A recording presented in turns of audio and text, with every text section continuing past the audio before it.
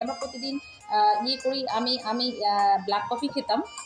Black coffee খাই। তো যখন মাশরুম লায়ন্স মান মাশরুমের এই গুণাগুণ জানতে পেরেছি যে এটা ব্রেইন বুস্টিং করে, মন শান্ত করে, নিউরনের কানেক্টিভিটি বাড়ায়, তখন কিন্তু মনে হলো যে এটা খেয়ে একটু দেখা দরকার।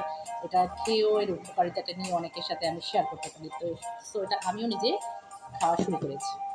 এবং তাতে আমি দেখছি যে না, আমার আগের চেয়ে মানে অনেক কিছু, স্পেশালি যে ভুলে যাওয়া, অনেক সময় দেখা যেত যে বাইরে যাওয়ার সময় দরজাটা লাগালে মনে হয় যে আচ্ছা তালা কি লাগিয়েছি, মনে হচ্ছে আবার ফেরত এসে দেখি যে তালাটা আসলে লাগিয়েছি কিনা, বা জিনিসটা এখানে রেখেছি খুঁজে পাচ্ছি না।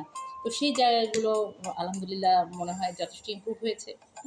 এবং আরও আরও যেটা মনে হয় যে অনেক সময় কতগুলো যে মানসিক চাপ, যে মানসিক চাপগুলোর আসলে কোনো রেজাল্ট নেই, সেই ধরনের মানসিক চাপগুলোও কিন্তু আসলে মানে অযাচিত মানসিক চাপ কমানোর জন্য আপনার এই মাশরুম কিন্তু অনেক ভালো কাজ করে।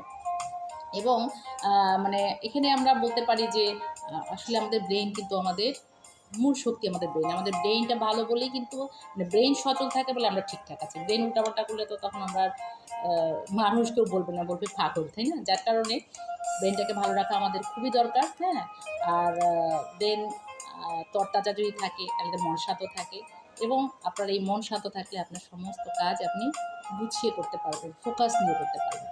তো এই এক কাপ কফির মাধ্যমে যদি আপনি ব্রেইন বুস্টার পান, তো হোয়াই নট? আমরা আসলে আগে যারা জানতাম না, আমরা ব্রেইন ভালো রাখার জন্য, কাজে ফোকাস বাড়ানোর জন্য আমরা চা খাই। চা, চা, চা, চিনি, দুধ। হ্যাঁ, আমরা তো বলি যে চিনি খাওয়াটা আসলে ঠিক না। মানে চিনিটাকে আমাদের খাওয়ার তালিকা থেকে বাদ দিতে হবে। কিন্তু তারপরে আমরা অনেক সময় হয়তো অভ্যাসবশত খাচ্ছি, হয়তো কম খাচ্ছি বা কেউ ছাড়তে পারছি না। কিন্তু আপনি যদি নিয়মিত কফি খাওয়া শুরু করেন, এখানে কিন্তু আপনার পুরো রেডি আছে। হ্যাঁ, মিষ্টি আছে। এই মিষ্টি কিন্তু প্রাকৃতিক মিষ্টি। এটা ক্ষতিকর কোনো, আমাদের যে চিনি খাওয়ার কথা বলা হয়, নিষেধ করা হয়, সে চিনি না।